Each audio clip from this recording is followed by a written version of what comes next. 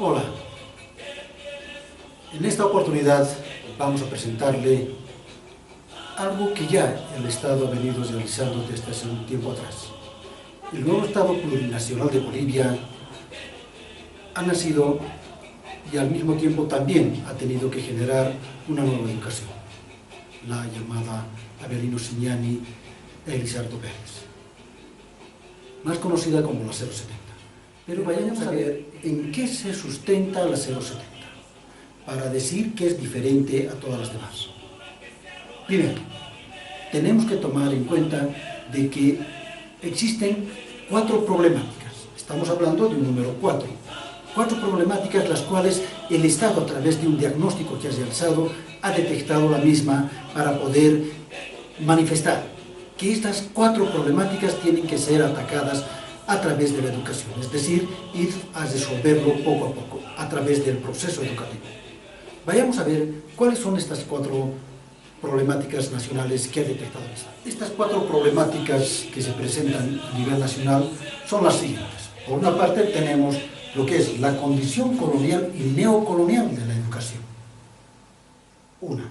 La segunda, tenemos la dependencia económica. Nuestra educación no respondía al ser un Estado monoproductor.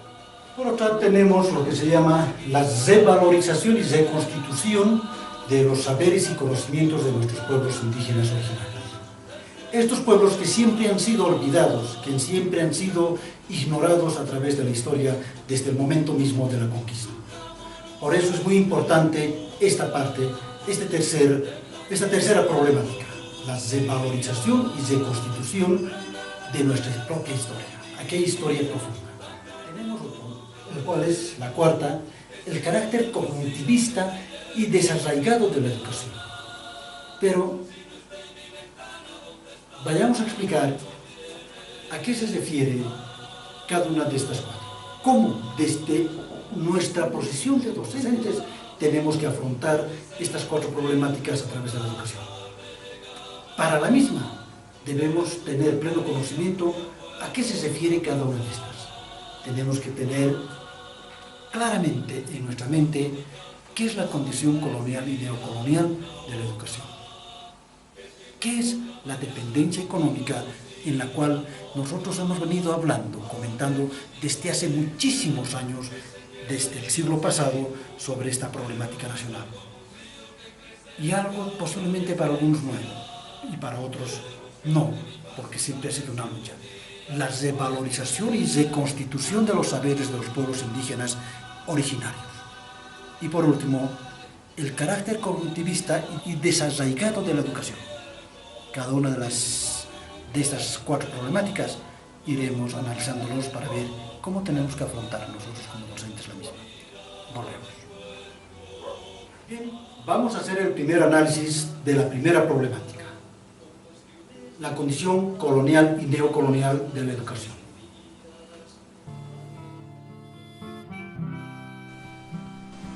Durante toda la existencia del Estado republicano, la educación se ha ido desarrollando con ideas foráneas.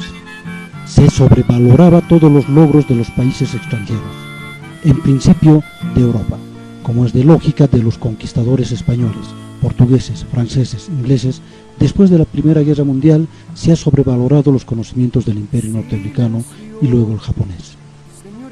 Todos los contenidos, sus imágenes, cuentos, leyendas y otros eran de esos países que se impusieron. Podemos ver los libros del siglo pasado y poder comprender que nuestro currículo era ajeno a nuestra realidad.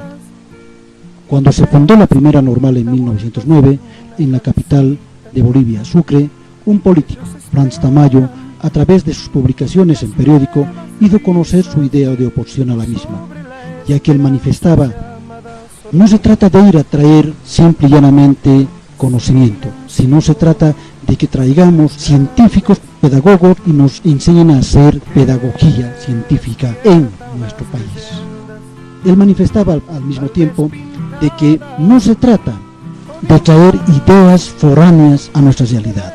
De lo que se trata es de comprender el alma de nuestro pueblo, y nuestro pueblo está compuesto por indios, aymaras, quechuas, guaraníes y las otras culturas. Por eso se manifiesta de que la condición colonial y neocolonial de la educación se ha ido implementando durante todo este tiempo.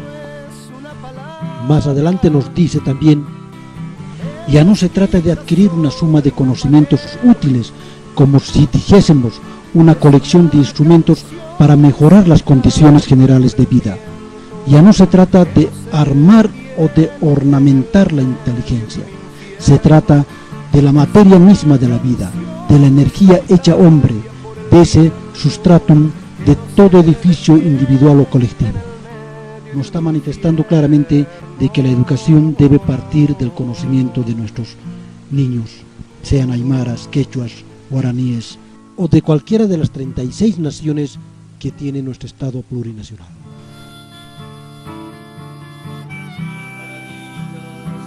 Ahora vamos a tener que analizar igualmente la otra problemática, la problemática de la dependencia económica.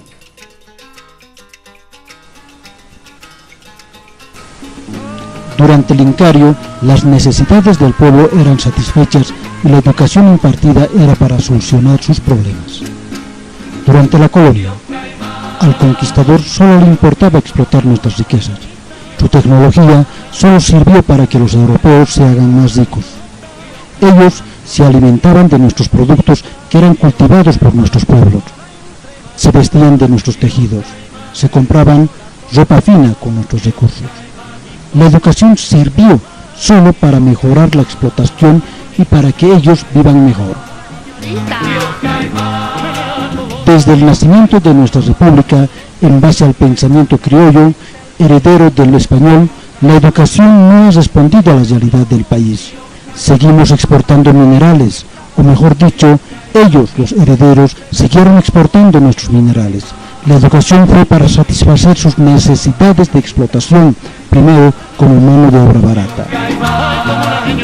Se desarrolló más la educación humanística, en desmedro del conocimiento técnico. Todo estudiante técnico era considerado como un profesional de tercera clase. Solo los abogados, doctores, ingenieros eran considerados de alta profesionalidad. De segunda eran los profesores y otros profesionales. Esta formación educativa ha hecho de nuestro país un estado dependiente económica y tecnológicamente, porque no resolvía los problemas de la población en su conjunto, sino solo de la élite. Metía su colmillo inmundo, tío Caimán, tío Caimán, ay, como una señorita. Ahora nos toca analizar la tercera problemática, la revalorización y reconstitución de los conocimientos y saberes de nuestros pueblos. Desde el primer momento en que pisó Colón nuestro continente, ellos nos desvalorizaron. Ellos vinieron con una idea centrada en la religión. Todo lo que nosotros conocíamos y desarrollamos no podía ser entendido desde ese pensamiento religioso dogmático, por lo que manifestaron que nuestros conocimientos eran inferiores al conocimiento religioso que ellos tenían. Este tipo de pensamiento también fue heredado en la República de los Criollos. Nuestros conocimientos sobre la naturaleza y sus relaciones con el cosmos fueron ignorados. Nuestra medicina ha sido tratada y relacionada con la brujería o la hechicería. Nuestras obras y construcciones consideradas como productos del mal fueron destruidos y con sus piedras edificaron sus casas. Nuestra lengua fue desvalorizada y se trató de suplantar con su lengua o idioma.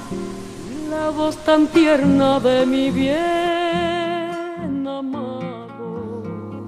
Estamos con la cuarta problemática, el carácter cognitivista y desarraigada de la educación. Vayamos viendo esto. La educación que se impartió solo estimulaba la memoria. Aprender matemáticas repitiendo cuantas veces fuera necesario y con una yapita de los golpes en la cabeza era la mejor estrategia. Leer los libros y responder tal cual estaba escrito, ese estudiante era el más brillante, el primero de la clase. Nosotros conocemos más de Grecia, Roma, Francia, Estados Unidos que de nuestra propia historia. Los cuentos que hemos leído y seguimos leyendo son Caperucita Roja y El Lobo, Pinocho. Conocer a todas las princesas habidas y por haber a través no ya de los libros, sino de películas, nos hacen soñar en realidades que no son nuestras, son otras realidades, hasta ficticias. Si conocen historia, no es por haber leído, sino de haberla visto en el cine americano. Nuestra realidad es la realidad europea, norteamericana, japonesa, pero no es nuestra.